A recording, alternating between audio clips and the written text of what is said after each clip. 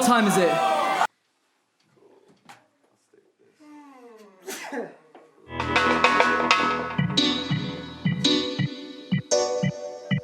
Last October, I had the idea, and it was a bit of like we were sat in rehearsal, and we've been with Jim had been in the band for about a month or so. I got a phone call from Joel just asking me if I would be interested. I've already played with Joel in Captain Accident, and he phoned me one day and just asked me if I'd join. And yeah, definitely. Yeah, it was a yes. I think with Tune It Bill, we've been wanting to do something big for a while. So we, be it record an album. I mean, we've talked about it for ages. Because we're a band that's like, we've always put our mind to things. We've never like put our mind to something as big as like an album. We've done loads of EPs and stuff like that. We've probably got a few albums worth of material just spread across singles and EPs. The band in October last year had been playing gigs and recording music and making videos of different kinds for a while, but we'd never created a fully formed project that could put together all of our musical and visual interests. I had one of those sort of like musical moments where you're sitting and you're playing in the room and everyone's immersed in the sound, and it feels, to use a cliche, it felt like there was like the fifth member in the room, like not Elio. Just, and like there's four of you in the room, but like you create something that's bigger than some of its parts. I felt like our sound was really good at that point. And it was the middle of Up in Lines we were playing, just like without Elio there, we were just playing Up in Lines. I was like, bloody hell, this sounds like really, really good. Like, we gotta capture this. Like, it just had a nice little moment where I just realised how nice it sounded. Good job, start. How it's fine. All the time. That's why we're always queuing up in lines. We're queuing up in lines, up in lines, up in lines. We're queuing up in lines, up in lines, up in lines. We should deck out the practice room, get some cameras in there, make it look really nice, do a really good session video. And then I was thinking, well, I'm bored of session videos of other bands, and I haven't got the attention span all the time to waste on just the countless session videos. I hate that word as well, and so I just thought, why don't we film us playing live? Particularly as everything we've striven for as a recorded band has been to capture the magic of the live gig. So why don't we just do that and film it?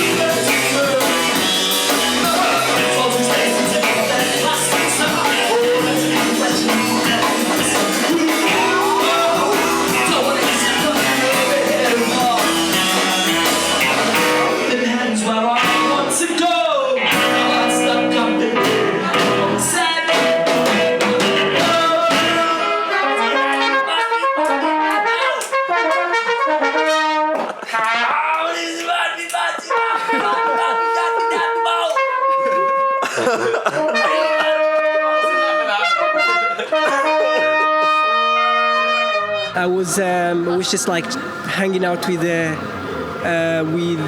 Rob after the party and stuff, and he just told me what his plan was. Through a lot of conversation and deliberation, we came up with the idea of doing a concert film, which would be a cross between our music videos and providing visuals for the storylines of our songs and actually our live gigs. The start is a long, cold, lonely winter, but happiness is not a destination. Nothing changes when you're a legal dream, cursing everything above your station. Yeah. Just gotta make something different. You just got to do something different now, because there's just so many bands just adding to the landfill on the internet. That was the idea. I thought, well, let's do that. And then we had a long time then of being like, oh, it's going to be this, it's going to be like that, it's going to be like Stop Making Sense, or this, or we're going to hire a big theatre hall, we're going to have actors coming in and doing crazy things. We thought, let's really think, well, how can we make this really special and different? So we wanted to put something out on the internet, to share something with our fans and send to people who would like to book us for shows. And also, give something to the world that's of value, and not just a video of us playing. So we thought broad, like, what can we do? Let's think of some interesting stuff. And then time went by, and suddenly we were like, okay, we've got to raise all the money to make this happen, and we've got to actually make this happen. And we had to sort of like rein it in a little bit for a while, and then we had like 3 months of planning and putting on a gig and raising the money and making it all happen. So. Right, dude. Yeah, nice one. Well, I'll see you there about 7:30 for a bit of hungry lifting now, hungry sound checking. My favourite thing. We're all going to be really fucking glad. Me and you are tapping. Yeah, I know. Shouting at everyone. Alright, boyos. We're out the way, boyos. This is our road. Wombie Street's still there. Still there? Yeah. Ready? Yes. Let's do this. Oh, the big top. Actually, I forgot about that. That was amazing. Yeah, that was good with the Morris dancing and the samba band and beatbox hand as well, wasn't it? See, the samba band's already turned up. Yeah.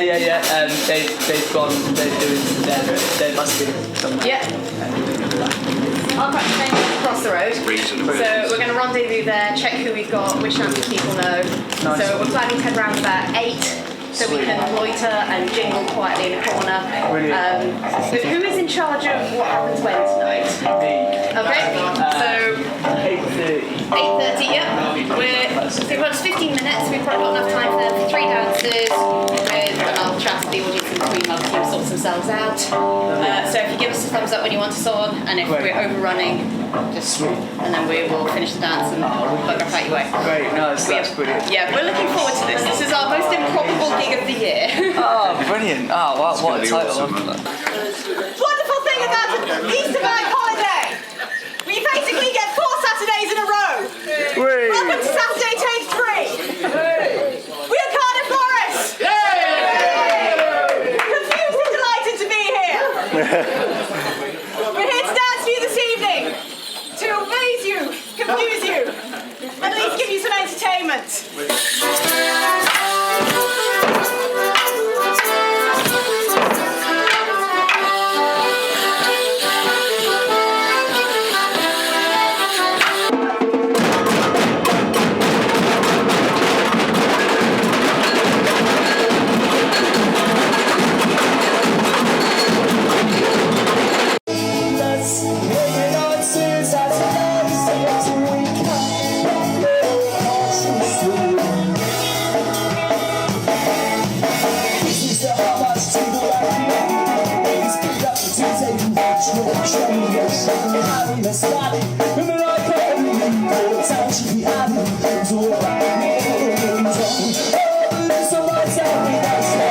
We're doing a new project in this summer where we're going to film a special concert film in the Tays Community Centre, and it's going to be a really one-of-a-kind event. It's going to be like above big level, it's going to be like theatrical and shit. And we should be very excited because we are.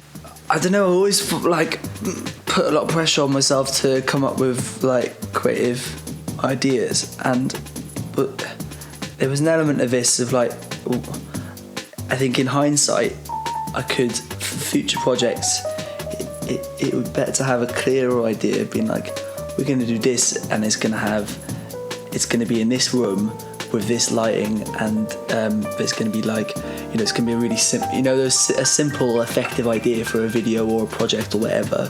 This was a little bit like, it's going to be everything. Finding the right space was the first challenge.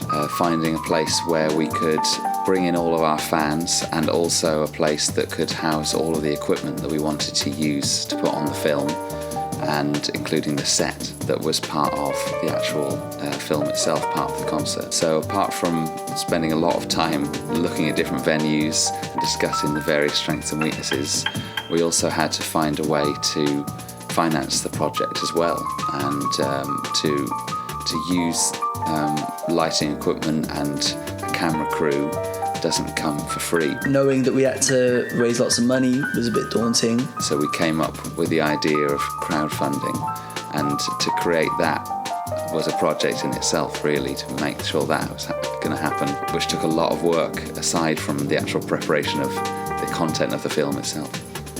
The whole thing of it was that it was, and this is what all the creative projects we ever do should be, it should be a leap up in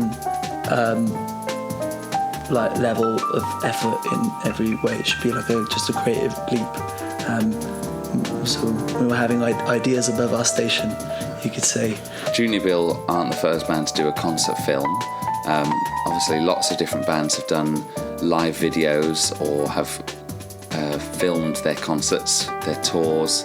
Definitely at the start of the project, we looked to stop making sense. It's the Talking Heads live video which kind of inspired it. The film they made with Jonathan Demme back in 1983, before any of us were born. We were just looking at bands who put on interesting gigs and had paid attention into the design aspect of it and the video aspect of it. We were looking at, and this is something we've kept as a reference point actually up until now, until we're in the editing process of the video, was a band called Mother's Cake that Jim showed us. That they're from an Austrian band, I think. Yeah, Mother's Cake. And when Rob was saying about doing a live video, they've done very. It's not similar to what we've done, but it's in definitely a similar kind of vein.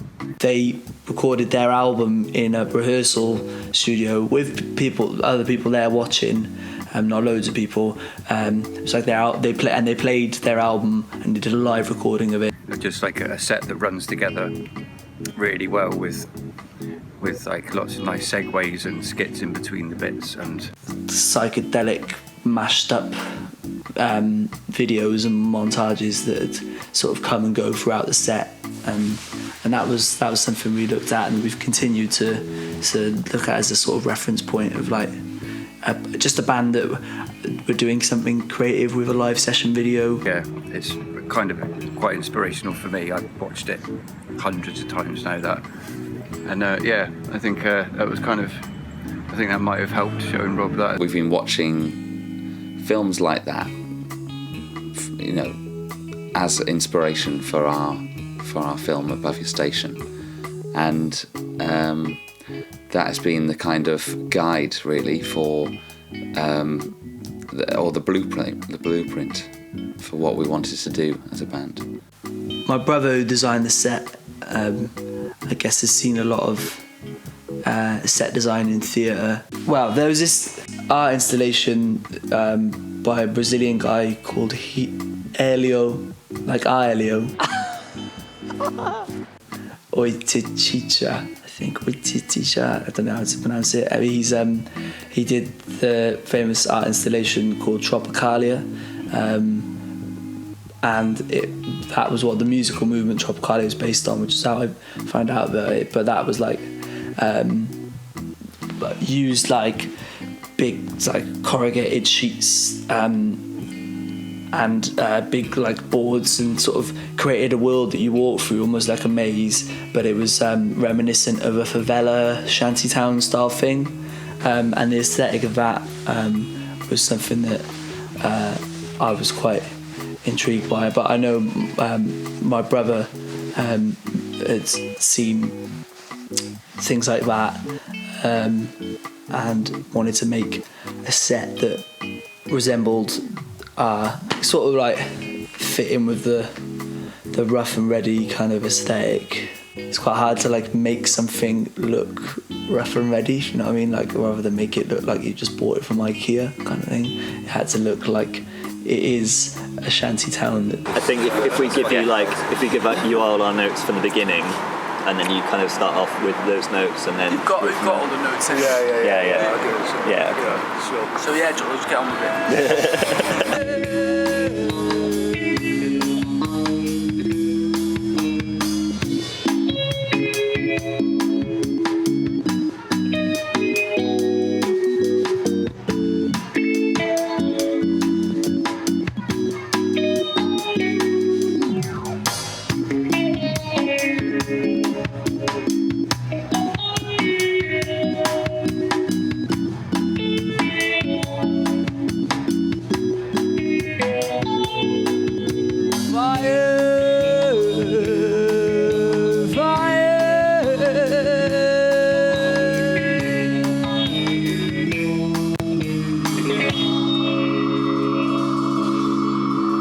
Councillors, old sailors too, none of them might have a clue to keep this between me and you. There's a bomb in the docks from World War II. The idea for the song Butetown Rats comes from, it's sung from the point of view of these rats who are characters, the main characters in the play by Kyle Legore, who made the rat masks and sprayed the logo of the play, and the sort of insignia or whatever of the play was sprayed on a stencil on the stage. That was Kyle doing that. So Kyle wrote and directed this play called Rats, capital RATS, Rose Against the System. He was telling me all about his play, and I was amazed by it. I was like, this sounds wicked. It was right up my street. But I was thinking about it, I was like, oh, it'd be such a good idea for a song. And I was thinking, how do I write a song about there being a bomb in the docks from World War II and no one knew what to do? There's a bomb in the docks from World War II and no one knew what to do. That's not good. So I was saying that, it was going around in my head, and I was like, there it is. It's like staring me in the face. That's it. That's the song. It's a bomb in the docks from World War II. It was like kind of like a limerick, like a child's limerick, because that was the feeling I got from when Kyle told me about the play. The cheekiness and he was telling me that the story of this bomb in the docks was partly true as well, because there was an unexploded bomb, because Butetown got heavily bombed in the Second World War. In school, they used to tell him about and the kids about an unexploded bomb that no one knew what to do with, so that sort of inspired the kind of childish limerick type thing that I was going for with it. I played the song at the performance of his play in the Wales Millennium Centre in June, which is great.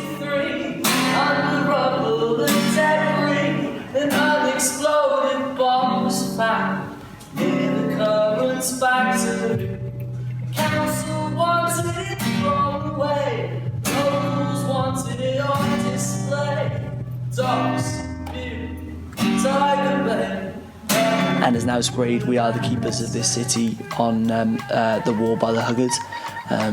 So it's like, it's the rats, the Butetown Rats is the creative gift that keeps on giving. So above his station, there was a lot to that, because it's such a great idea. And it chimes with what Junior Bill do, of remembering the perhaps forgotten people and cultures of this town. This city, we're gonna blow up the Mermaid Key, the Mermaid Key, the Mermaid Key. We are the keepers of this city. Think about the egg. Do you like it? Yeah.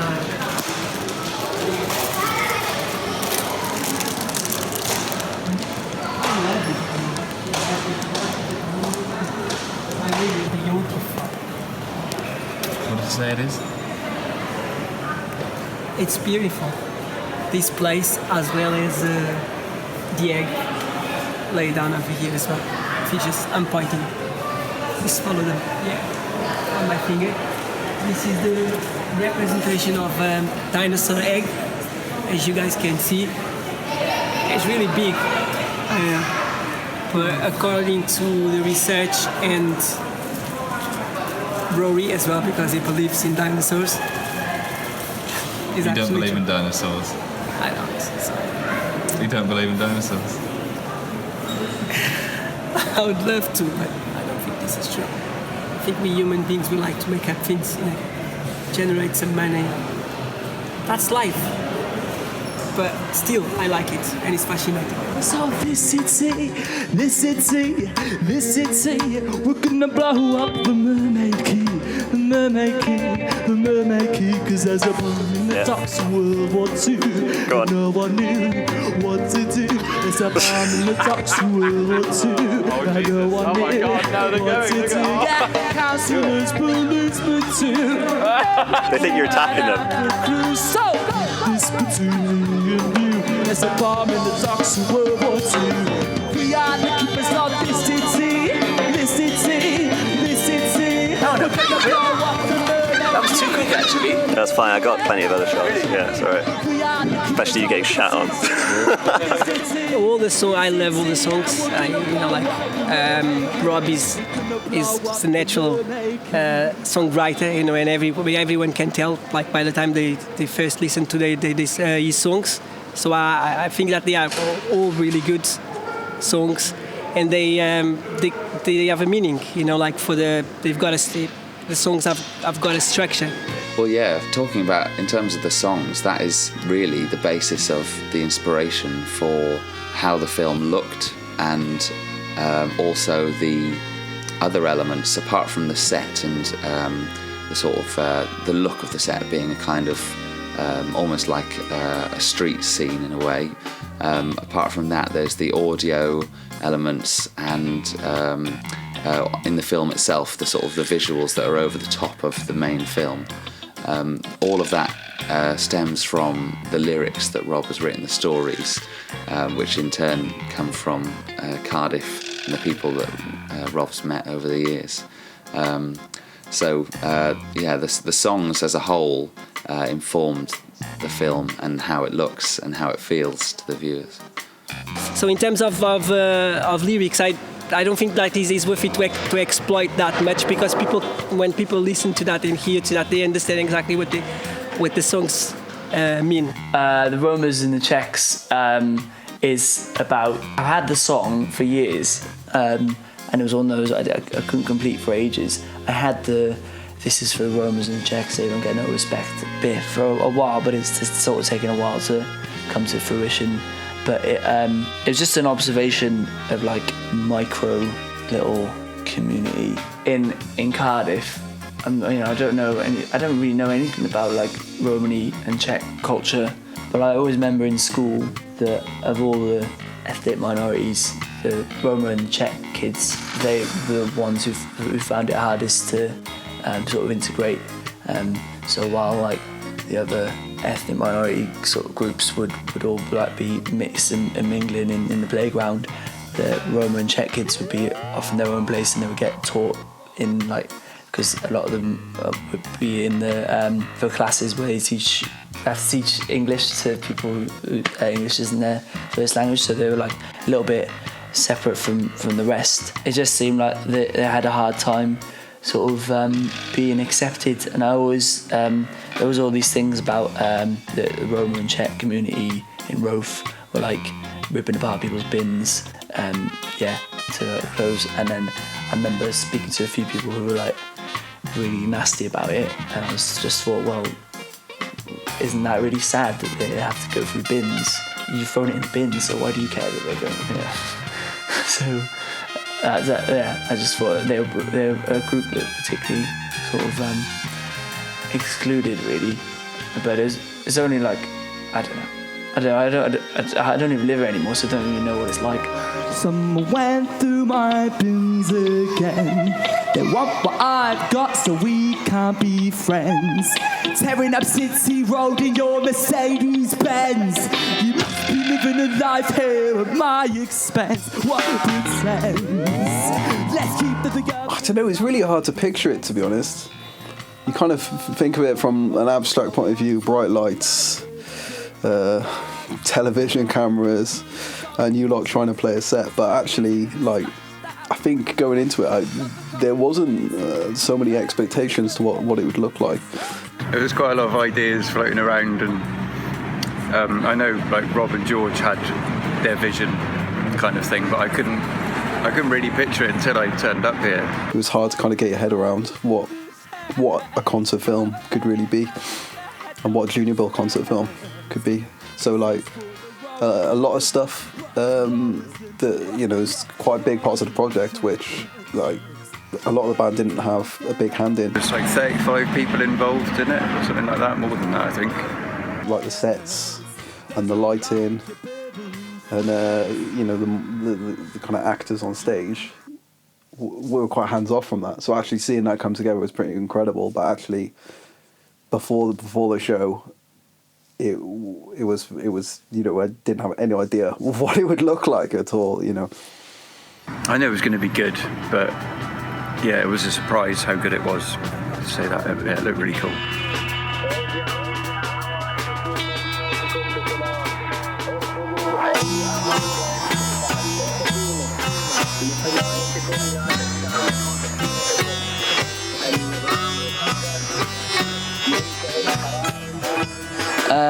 So Limbo, I wanted to call it Waiting Room, but because that's kind of what it should be called, but there's too many other songs called Waiting Room. That started with the bass line that Rory wrote, and then it was a nice combination of styles, what Rory and Joel were going for, with like kind of shuffly drum and bassy drums, jazzy piano, and then that Latin-y style bass line. I was trying to write something for ages. It's the story of a real life story of a doctor from Sheffield who went off to fight for ISIS last year and left his life here.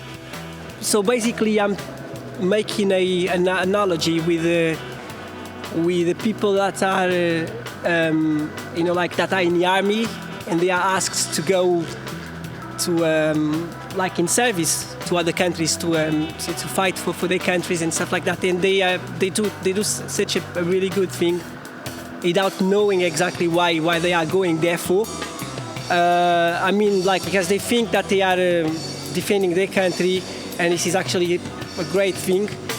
But then after that, they think that they are going to get the rewards, and they realize they are stuck in a limbo, right? Like completely forgotten about what they did, and the only thing that matters for the government, for example, or for like wherever, like they are asked or sent to, like it's just really for the mission. That's all. Where the unheavenly people go, I never lucky they'll get out of the zoo. The receptionist lets all of the people know. When it actually came down to the week before, and it was, you know, it's actually, you know, this is actually happening now. It was kind of, yeah, it was cool. Like, yeah, the way everyone worked together was amazing. I think the thing that really blew me away is how in sync, say, how in sync so many different art forms, the different art forms have come together. So the fact that you had that kind of, trying to think, is what's the word I'm looking for, like symbiosis or something like that. The way the lighting engineer Jake worked with the bands, which worked with George, who was, you know, directing, was just incredible. Like seeing a performance where you know, I think on like one tune when we started off with the Buttown Rats, but it goes all dark and there's like explosion sound effects going on, there's lights flashing. That was really intense, and like you don't get that again. I kind of wish I could have been in the audience watching that for the first time. those are the kind of bits that were magical. Because when you're just playing and it feels like a normal gig. But those little bits which set it apart from a normal show were incredible. It was really individual, the Junior Bill show. And it didn't look like anything I'd seen, which was cool. Yeah, there's a lot of effort went in. It's a unique film, and I think hopefully you'll get that all over the UK, all over the world. The show at Hub was pretty special. It was Elio's last show, so it was really emotional.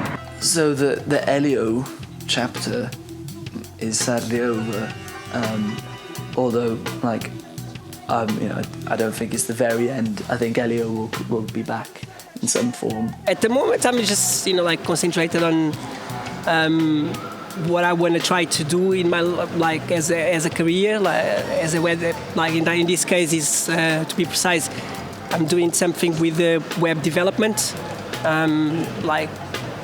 studying on my own as well as at university. Basically, this is what I've been doing outside Junior Bill. Still listening to Junior Bill quite a lot and missing Junior Bill and the gigs and all that. But yeah, this is what I've been doing so far. I think Junior Bill is matured now. So the last 12 months now really. The material we've been putting out and the material that's coming, that's pretty much coming off the press in the next couple of months. But that's what that's what's been kind of my favourite thing about this year. It's just bringing out new tunes and really strengthening up now as a 4-piece. I think a lot more recording, writing as well. Just more really. I'm excited about the new material. I think it's a step forward, definitely. Obviously, being in a band, making music is all about the songs. So we'll start from there, working on our new music and seeing what ways we can get that out to people. We want to share the music in their basic form, as records. I'm very focused on the new material being something that is of value to the world. Because Junior Bill's the only band that have a chance to see songs go from start to finish, and that's pretty exciting. Cool. Thinking about what is our voice as a band, and what's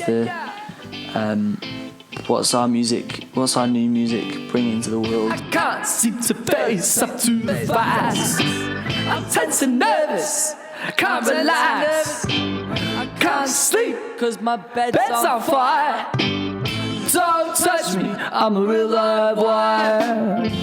Psycho killer, qu'est-ce que c'est?